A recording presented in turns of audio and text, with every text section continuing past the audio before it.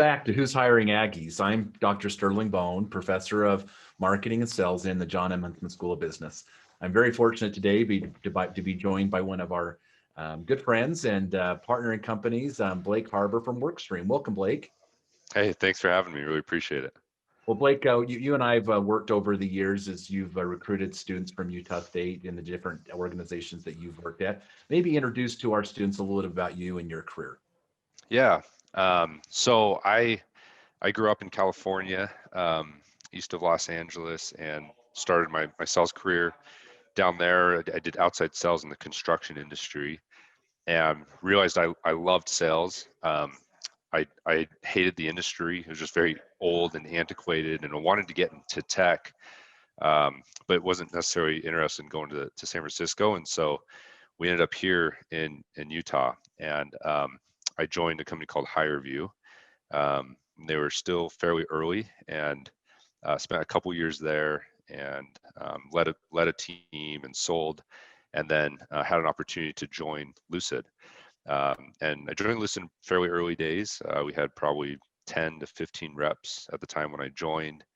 Um, and just was really fortunate to be part of an amazing leadership team, amazing company, great product, and we scaled that team to a pretty good size, over $100 million of revenue, and a billion-dollar company over the course of four and a half years or so. And just came the time I was really excited about, looking for the next opportunity to scale something from the ground up. And so I joined Workstream about 7 months ago, and we've are very, very early, very small startup. We're based out of Palo Alto, but are building our sales organization here in Salt Lake, and we've scaled the team to about 10 reps now, and have had a really good rhythm. And as we go into next year, we're really excited about continuing to scale the team. So you've been a part of a lot of success stories of some of these early startups that have grown and growing their sales organization. Tell us actually, what Workstream do? What is Workstream? Yeah, so our CEO and founder, he grew up in Singapore, and he, all through like high school and college, he started some small businesses, and ended up growing, very entrepreneurial in general. And as he went to college, he had an opportunity to open a restaurant on campus, ended up building it and growing it pretty quickly. And he initially felt the pain of what we now solve at Workstream, which is hiring talent. That was one of the biggest challenges he had. He had a lot of turnover on a regular basis. And when he came to the US, he immigrated over here, he ended up going to MIT, went to Harvard, and then started Workstream. And we help organizations hire faster using texting. So the very traditional applicant tracking system landscape, if anyone went to go get a job today, they would apply online for a job. They might get an email back that says, hey, we've got your resume, we'll look at it. And they might communicate with a recruiter over 3 or 4 days to see if they're a fit and go through an interview process. But the challenge is, specifically in like the restaurant space, is a process is too slow, and candidates don't communicate via email these days. And what we do is we allow people to hire using texting in real time, and we automate a good portion of that. So now, as a candidate applies, the second they click applied, whether it's on Indeed, Glassdoor, Facebook Jobs, Google, they get a text message, and they can actually go through the entire application and onboarding process all via texting. So someone can apply and be hired within a couple hours, rather than this more long, drawn out process. That sounds very fascinating. I think for our students that are in this digital natives millennial space, where digital interactions and engagement are such a big part of everyday life, you're bringing a great solution to the marketplace. I'm interested, as you have moved from these companies that have been smaller startups and now into another opportunity at Workstream. What are the advantages for our students to go to work at Workstream or at these companies that are at this stage where they're just ready to explode in hypergrowth? Yeah, there's some really unique advantages, and I feel like I've benefited from joining smaller companies in a huge way, where you accelerate your career uh, in a huge way. And you're going to get experiences that of growing a business that you wouldn't normally get. You know, if you join a big organization, a lot of times they've figured out a lot of the processes. You're part of a much bigger team. Uh, by joining those organizations, a lot of times you'll get really good insight into structure and what structure should look like, and consistency, repeatability. When you join a startup, a lot of that stuff is we're still trying to figure it out, and you're part of building that. It is challenging. It's very, very hard, and there's a lot of things that we don't know, and we're constantly learning. But you'll see aspects of the business that you wouldn't normally see by joining a big organization, and a lot of times that's going to give you an opportunity to be more well-rounded in your career. If you join even as a salesperson, it's going to give you the opportunity to work with product and to work closer with marketing and to help figure out how do we get better there, not just in selling, and how do we build the playbook to sell faster and to scale faster. And that's really the stage we're at right now. Is we've got some repeatability of what we're doing. We're ready to start adding more people to the system, but we need people that want to continue to build, that recognize we haven't figured it all out, and we need help. We need people that have that entrepreneurial spirit to say, hey, here's maybe an industry we haven't sold to before. Go figure it out. Go try and sell there and see what we could do there. And we don't have the marketing material behind it, so go work with marketing and figure it out too. Or hey, the product needs tweaks to fit these industry needs. Like, go work with product and marketing to figure out how to help do that on the product side. And I will say, I think I've been really fortunate to just be part of amazing companies in the tech space, and I think that has such a huge impact on your career to in the future just give you opportunities to go do whatever you want from there. And if you can join an early company that has that type of success, you're really writing your career. And people, when you think about building a great team, they're going to look for kind of these key companies that everybody wants to recruit from, because they know that they've seen the success there. They've seen what it looks like to be built from maybe $5 to $100 million of revenue. And that's really critical. A lot of people look for things like that. This is an exciting opportunity for sure. And I love that you've highlighted the entrepreneurial spirit, one of the key pillars of the Huntsman student that we're trying to bring up. Let's now shift a little bit, talking about some of the current roles you're recruiting for and kind of what are the things you're looking for students that apply for these roles. Yeah, so we're hiring for a lot of sales roles. We're doing some internships. We're looking to continue to scale the marketing team, specifically here in Salt Lake City.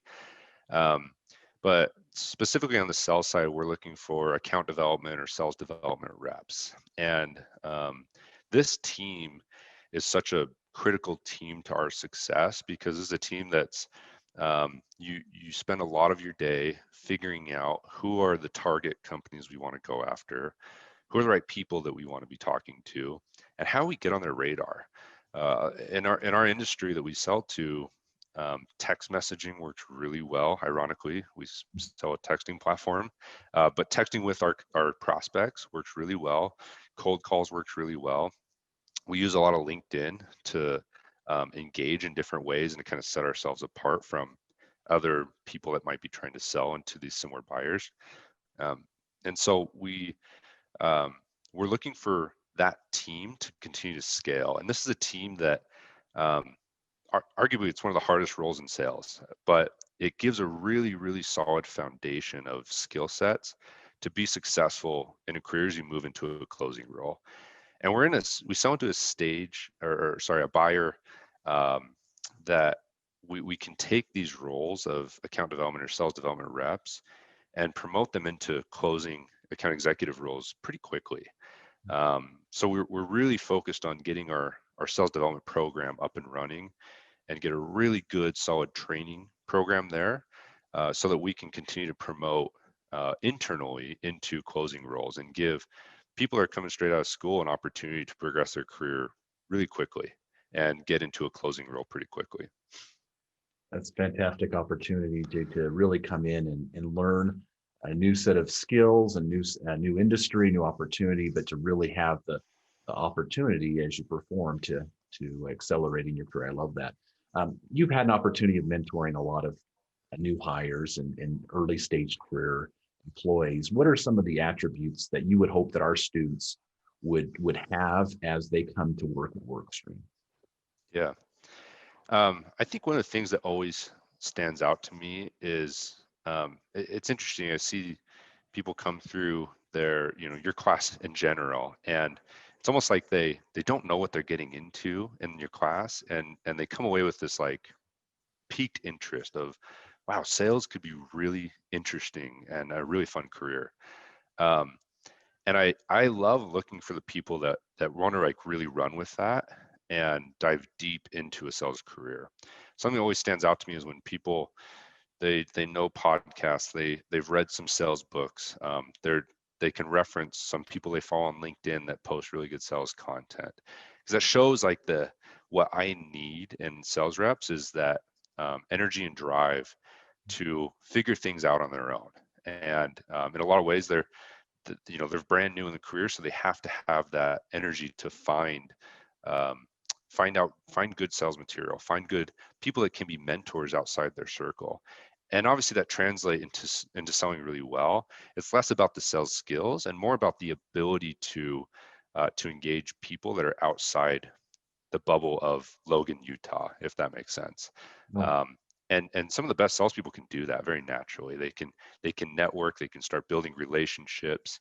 That's really hard to do. I mean, but there's so many ways now to find information on people and to engage people, even like myself. If you send me a message on LinkedIn, there's a good chance I'll respond. Um, and those are ways I always look for those type of people that are seeking information, seeking to always learn. That's one. I think the other one is just having that entrepreneurial spirit is really important. And it doesn't necessarily mean you got to go build your own business to be an entrepreneur. I consider every person on my team in a huge way an entrepreneur because we have the opportunity to sell into many different verticals and industries. Right now, we're only focused on one, but we have such a huge market we can go after. And I need people that have that entrepreneur spirit to say, hey, I think there's an opportunity over here. I'm the type of leader I want to say, great, go for it. Let's go figure it out. Because if you can go do that and be successful, that means we're gonna be able to grow faster, and you're gonna have the opportunity to scale a team around you that can go after that same market and things like that. I think the third piece that just comes to mind often is just a very natural curiosity for business, even life in general. I think some of the best salespeople, while it might be intimidating sometimes to get in a first interview or call, they can ask really good questions. And a good question doesn't have to be some deep question about all the crazy acronyms of tech that we use all the time, but just a very natural curiosity about business and how we run as a business and how we're thinking about things as a business. And that translates into a sales role really, really well because at the end of the day, when you're working with your buyers, if you can have those type of conversations and be really genuinely interested in people's businesses, um, you can develop a better relationship with your buyers, and build a better level of trust so that they can treat you like a consultant, someone that talks to a lot of businesses and has great insight as a salesperson to help them improve their business. So in interviews, I look for that often is I don't want to. I'm not interested in talking about the benefits of that we provide at Workstream necessarily, but I want to look for people that are asking me questions about the business in general and how we're thinking about different markets, how we're thinking about scaling the team, things like that. Those are wonderful insights. Thank you for sharing those, Blake. As you share those insights, it brings an important point up in that you don't have to have the students don't need to have a ton of formal sales experience. It sounds like for them to be, you know, potentially great candidates for your role. I know that our students sometimes grapple with, whether they, maybe haven't had a lot of formal B2B sales, or Yeah. maybe they've done summer sales and are trying to transition into kind of more a B2B mindset. I mean, how important is having that prior sales experience for you, or are there other ways they can supplement and have that as they come in on an application? Yeah. I like to think that I'm a decent example of this. I stepped into outside sales in the um, construction industry, and I had no idea what I was doing. You know what I mean? I wasn't trained. I didn't have someone to train me. Um, but I had a passion for sales. At the same time, I ended up starting my own company. It was a digital marketing business. I called it digital marketing. I really didn't know what I was doing, but if you pretend enough, it kind of works. But I read tons of books. I read tons of content, and I kind of just figured stuff out. And a lot of it was just trial and error in a lot of ways. And I ended up selling that business. I had a competitor 18 months in approach me and buy it from me, which actually gave me the opportunity to come to Utah and move out of the construction industry. And so I'm always a big fan of looking at people that are outside the industry, B2B in general, but more importantly, just have that spirit of like, here's something that's hard and I don't know the answer to, but here's 10 things I did to try and figure it out. I don't care if you failed. It really doesn't matter. The point is, I want to look for people, and people are successful in general when they find a problem and they can walk you through the process of trying to find a solution to that. At the end of the day, that's B2B selling, right? You're coming to your customers. Your customers have a problem. Most of the time, they have a problem that they're trying to deal with. They always have a problem. A lot of times we're fortunate because one of the biggest problems they deal with is recruiting and hiring people. Um, and you need to be able to help them come to a solution. And at the end of the day, the bigger problem you solve, the more money you can ask for that solution. And it's no different than finding a job, right? My problem is I need to hire lots of people. And how do I need to figure out a way to find those people and find solutions to that. And so it doesn't matter if you're door to door, knocking doors, if you're selling pest control, if you're selling, uh, it doesn't matter, right? What the industry is necessarily, but I think it's finding solutions to problems. And I care less about the background in industry because the other stuff can be trained.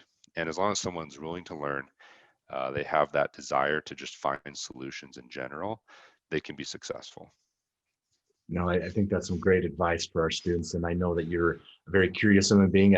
Would you offer up maybe a book recommendation that our students might take a look at, or anything that you've read recently that you would recommend that they maybe, take a look at as they want to explore potential learning in this area?